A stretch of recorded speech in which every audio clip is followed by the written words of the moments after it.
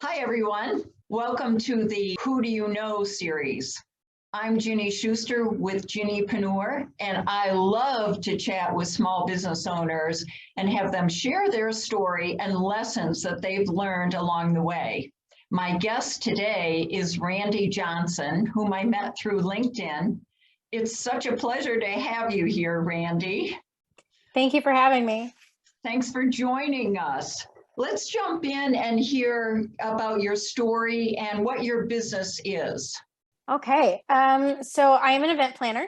I have been doing some sort of event planning since high school. I got into it in high school, and I did a lot of volunteer work for Susan G. Komen for 8 years for that. I always had folks come up to me, friends, family, things like that, wanting me to help them plan their events.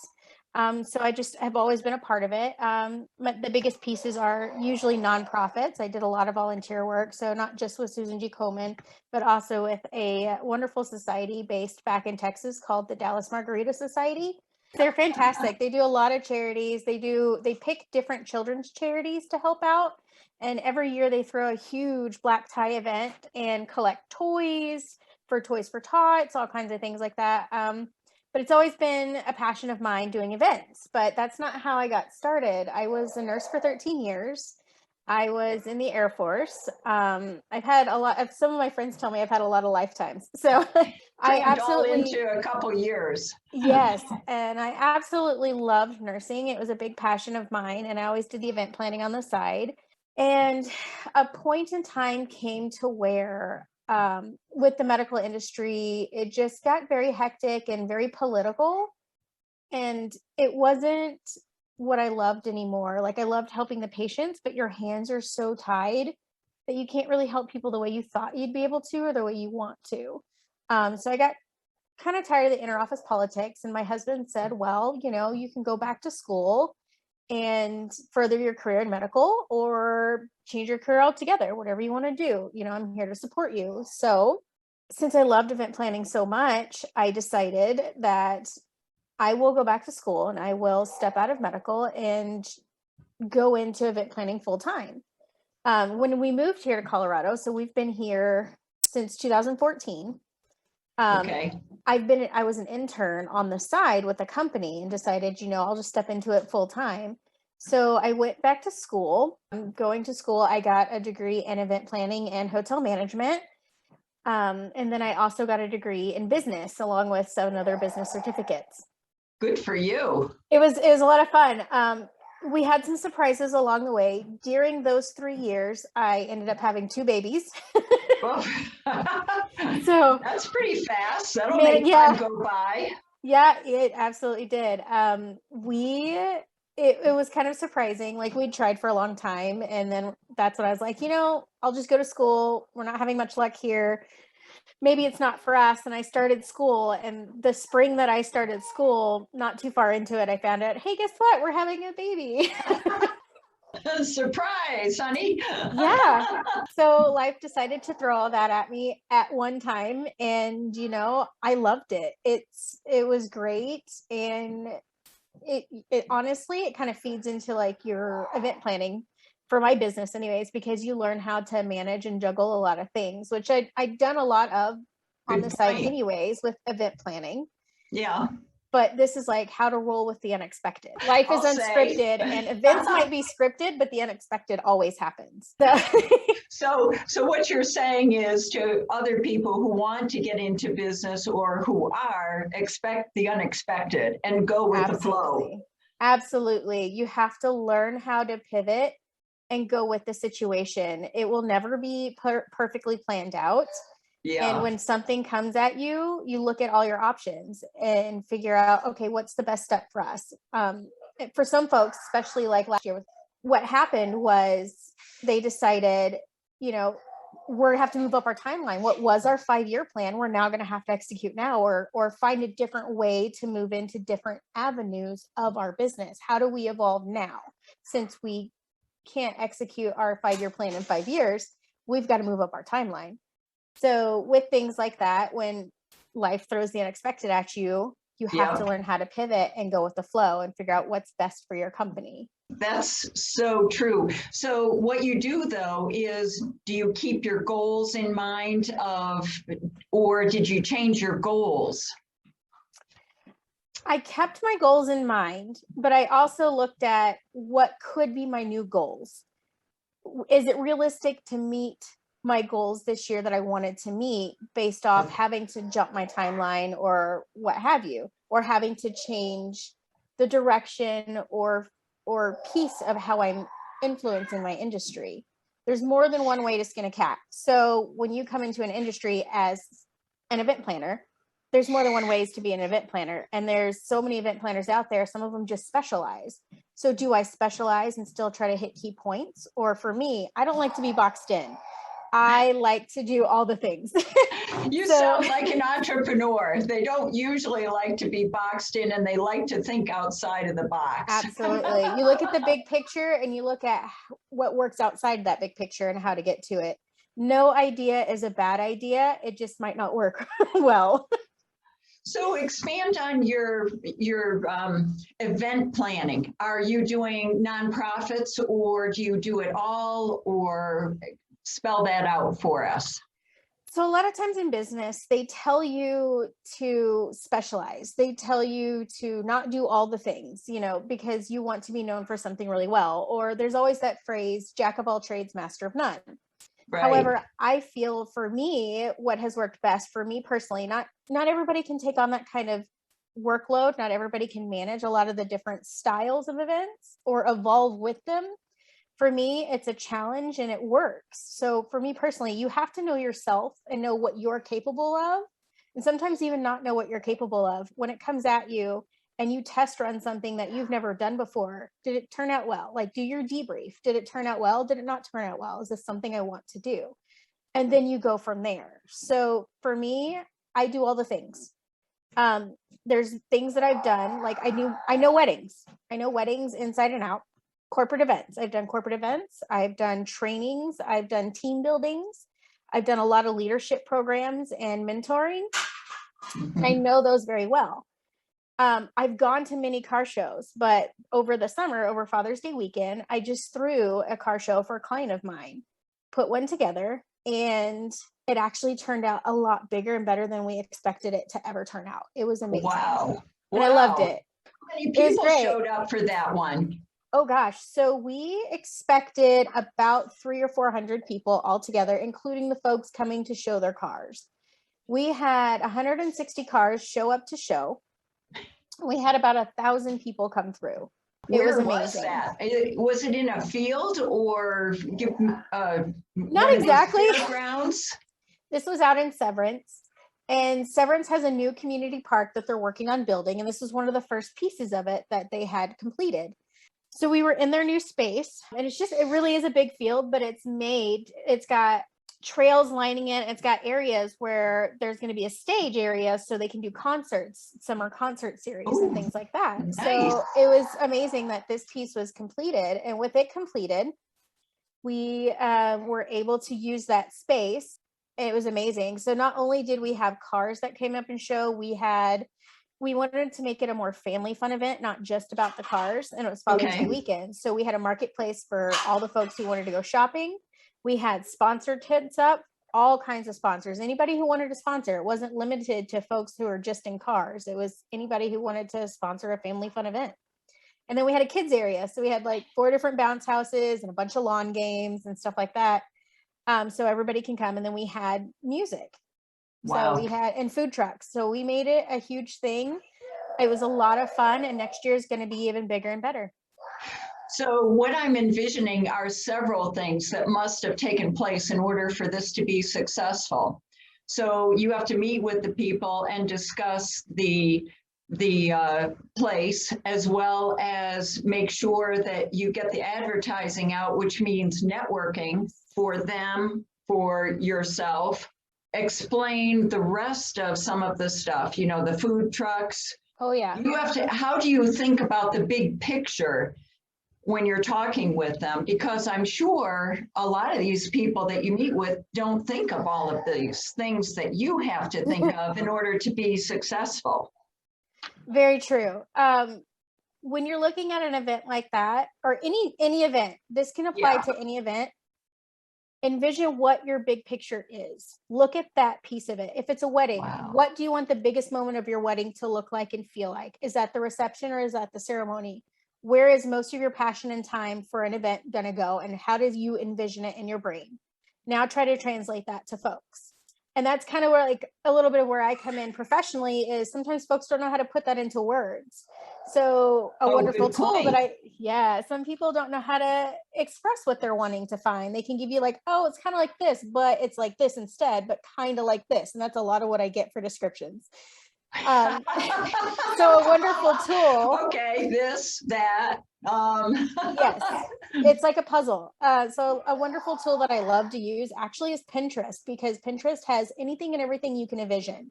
And I create a board for each person, a client board, a mood board, and say, throw everything on there that you like. Now let's go back and let's delete the things that you know you're not going to want.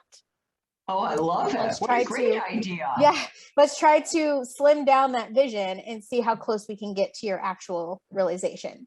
Because you also have a budget, I'm sure, that you have to be thinking of.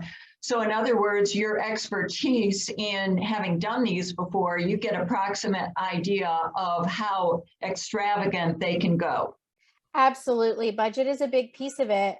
So for our car show, for example, it was also a charity event. So the client of mine was paying out of pocket to put on this event. So we were selling tickets and sponsorships. Actually, we didn't sell tickets. We sold sponsorships to help reimburse them for what they had to pay for out of pocket. Okay. And then we did donations. So anybody who wanted to show a car, it was based upon a donation. And they donated as much as they wanted, but it was a minimum donation of, I think it was $5 or $10. I can't remember at the moment, but that was the minimum donation. So they could have donated as much or to the minimum if they wanted to show a car per car. And then folks who came into the show, all we asked for entry was a donation. It didn't matter if you wanted to not pay or if you wanted to throw in a penny, throw in $20. We left it up to everybody else, letting them know that here's our chosen charity. Our event is for this charity. We want you to come and have fun, check out the cars, listen to music, eat good food. But please feel free to donate to come on in and enjoy everything with everybody. You know, the world's opening back up. Let's get back out there and have some fun with it. Isn't that nice? Yes. So what about networking? How does that come in? For in yourself, my business, I mean, for finding your clients. Yeah. So what's your clientele? My clientele is anybody who wants to do an event. Yeah. Because events touch everybody's life. And that does not mean it has to be like something extravagant. An event is anything where you have a gathering of people. So I've done life celebrations to help folks have some peace and move on and to remember somebody that they cared for. I have done team building. Like I said, I've even hosted workshops. I love, one of my favorite workshops to host is it's a Lego serious play workshop. And if you've never done it, you get to play with Legos basically. Oh, it's amazing. Actually, a lot of the Fortune 500 companies are starting to use them to train all of their, from like the basic level on up into executive level. Like it's a wonderful workshop. It's great stuff to look into. But all these things are events, right? Birthday parties, anniversaries, baby showers, all of that's an event. And for me, I don't require like an X amount of dollar for you to use me. For me, I want you to have a wonderful day and have a wonderful event and be able to experience that event. A lot of times folks are like, oh, I don't need a planner. I'm going to do this on my own. And then they get lost in all of the chaos of it and they don't get to enjoy the event themselves. So that's what I'm here for. Like, that's what I like to do. And so it's like, it doesn't matter the size or the cost of the event. If I can anyway help, whether it be just give you ideas so you can run with it. Like, that's what I love to do. What's the smallest size and what's the largest size that you've done? Smallest? Honestly, I think the smallest is probably a few baby showers, even a few networking events where, you know, you put all the marketing out there. It's just up to people if they want to show or not. So marketing is a huge piece of any event. Honestly, sending out an invitation is marketing. So I'd say probably a couple of baby showers or networking events are the smallest. They've ranged 10 to 20 people. Okay. The largest, probably a business conference. There is a bank that has their corporate training every year. And all their employees have to go. And with that, we usually see anywhere from 300 to 400 people. So they have their breakout sessions, they have their key speakers, they have dinner, they have breakfast. There's a lot of logistics that go into it: transportation, where to meet, what time, who's doing breakout sessions, what kind of content do you want for breakout sessions? Like, what do you want folks to learn or teach, or how to lift your employees up by giving them better training to move forward in their career? There's so many different things to offer. It's not just like, here's how to fill out a new software form. It's self-growth as well. Companies offer a lot of self-growth for employees, and that's part of some of the corporate conferences is team building. So you really have to dive into knowing the complete big picture of every event. So you probably learn a ton as you're doing this. Oh, not absolutely. Only about the company, the people. I can't quite envision what all, but I'm sure it sometimes must be overwhelming for you. Yes, it does get overwhelming, but I feel for me personally, that's kind of where I thrive. It's organized chaos. And I love it. That's a good tip. That's a good tip for entrepreneurs, that it's very helpful when you stay organized. Even in not just event planning, this applies to a lot of businesses. So I have a lot of friends who own their own businesses, and knowing those folks in your network, it doesn't matter what kind of business they have, building your network, not around just folks who can bring you clients, but folks who can teach you something by going through it themselves, whether you have a brick and mortar or you work from home. There's challenges to every piece of it, and having that network of friends who have lived it or who are walking that road with you. You might be ahead of them, you might be behind them, but y'all can share tips with each other and talk about what it's like and learn like resources that one of you might not know that you can help the other. Like, oh, I just heard about this resource for, business owners who have a brick and mortar or folks who work from home. You can use this resource to help fund you or pay for you or to help with your marketing, things like that. That's key to your network. It's diversity. Diversity is key to your network.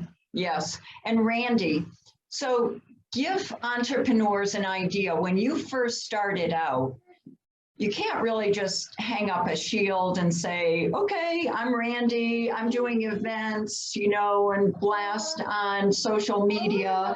What would you recommend to people who want to get into their own business and they're just starting out? What is the best tip that you can give? Have experience under your belt first, some kind of experience. There are times I've seen folks come out and say, oh, I'm just going to do this. And they have maybe one event under their belt. Like, they plan their own weddings. They're like, okay, I can. Oh, that was and that successful. happens a lot. And no offense to anybody who does that, but there's so much more to it. Even when you plan a wedding, there's so many different styles to weddings and traditions and non-traditions. There's a lot. So I would say, get your experience first. Make sure you still love it before you open your business, because when you open your business, it's going to come at you 10 to 100 fold. There you go. So make sure you really are passionate about what you're about to embark on. Yeah. And then have your support system. Yeah. Oh, that's excellent. And know that you're going to have those good days and you're going to have those bad days. So when those bad days come along, are you really sure that this is what you want to do? Absolutely. And, sometimes it gets the better of us, and you will always question and say, should I have done this? But think about the times that it made it worth it to you. Why? What is your why? Why are you doing what you're doing? In the scary times, you're going to question yourself, but remember your why, and always keep your why with you. Update it if you need to. We change, we evolve. Our why changes. Make sure your why is in line with what you're doing when you open a business and why you're doing it. Did you ever write down your goals, Randi? Yes, I have a few times, actually. I used to lead a lot of leadership groups, and in learning how to be an effective leader within some of these groups, those were part of our processes. Like, we wrote down, what is our goal? Is it 3 weeks from now? Is it 5 years from now? Is it 2 minutes from now? What are our goals? And you can work towards those goals, whether it be small steps or big chunks. Write them down, know what they are, and figure out how to get there. And if the traditional way is blocked, think outside the box. How can you get there in a different way? Who can you talk to? Who can you network with? Whatever the case is, like figure it out. Have you ever been in a mastermind group? And the reason why, let me just carry that further. The reason why I ask is because I keep hearing about the book, Think and Grow Rich, that anybody who wants to be in business really should read that book through. What are your thoughts? You know, I have not had the opportunity yet to be in a mastermind group, but that is always something I've been interested in, especially because the feedback is wonderful and the things that you learn from each other are fantastic. And I actually have heard of this book. It's on my it's actually on my list as one of my next books to read. I have several leadership books and business books that I've read, but that's one of my next ones once I finish the 2 that I have. This is excellent input, Randi. I love it. Is there anything else that you would advise to somebody that you can think of, or tell us about something else about your business that someone would be curious to know? Never stop. Never stop talking about who you are, what you do, or why you do it. The most important reason. People will always want to get to know you. So when you talk about your business, don't make it a sales pitch. Yes, you're selling yourself, but you don't want to sell yourself at people. You don't want to talk at people. People get very disinterested. You want to talk about you and get to know them personally. So when you know somebody more on a personal level and you become more comfortable with each other, it builds a better, more quality relationship, and people are more likely to remember who you are and remember you. So don't go after the sale, go after the relationship. Oh, that's excellent. Great input. Thank you. Thank you, Randi. Really appreciate you coming on and sharing all this valuable information for entrepreneurship, I call it. Thank you so much for having me. It was a pleasure.